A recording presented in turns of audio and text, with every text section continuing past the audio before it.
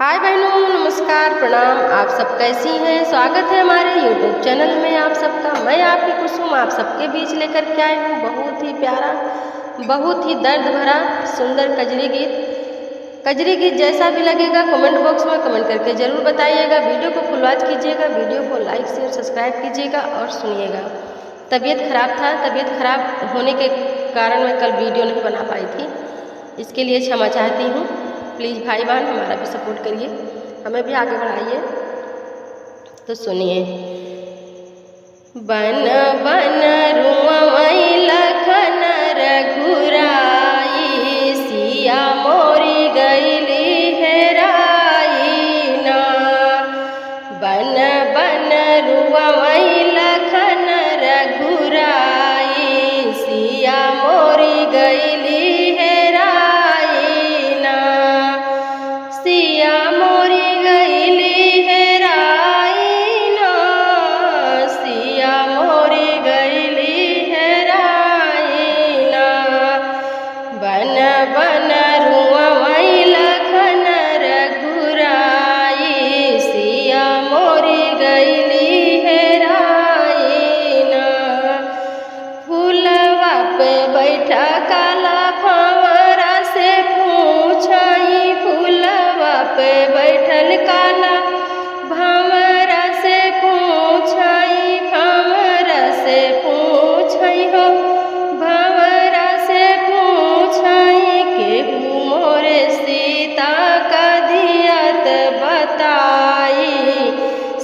मोरी गईली हेराई ना।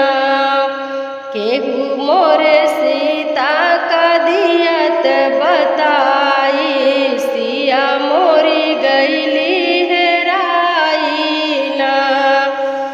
बन बन रुआई लखन रघुराई, सिया मोरी गईली हेराई ना।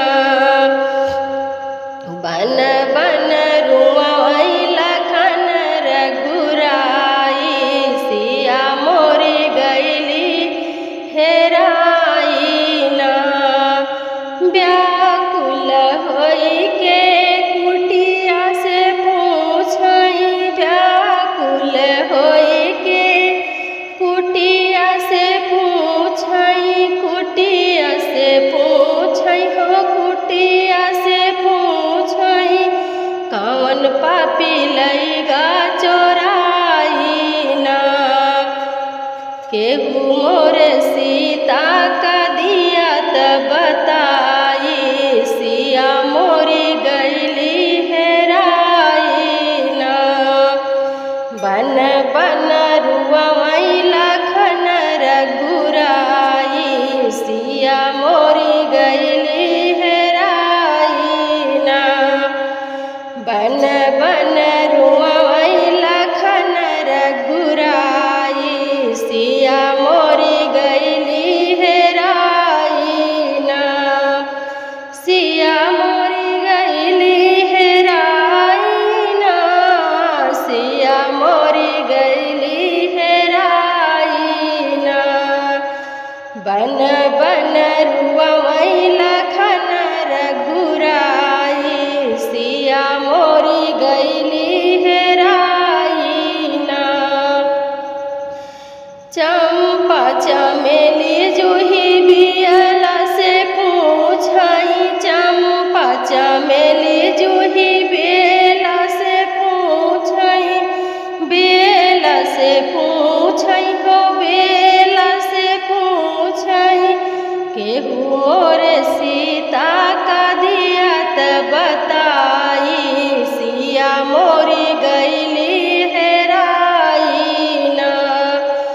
केहू मोर सीता का दियत बताई, सिया मोरी गईली हेराई ना।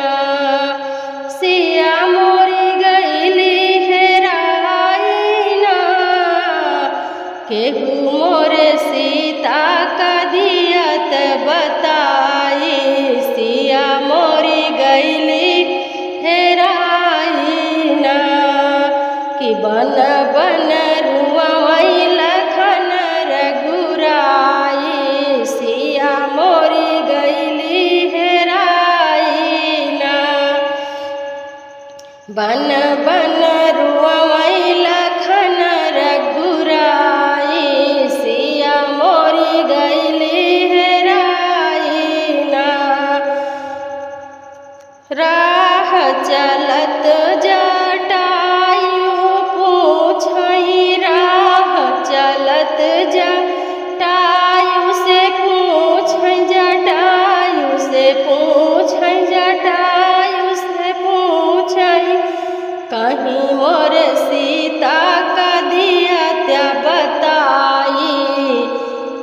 रावण पापी लईगा चोराई ना, कहाँ जटायु सुन लाए भगवन, रावण पापी लईगा चोराई ना, रावण पापी लईगा चोराई ना, रावण पापी लईगा चोराई ना, कि बन बन रू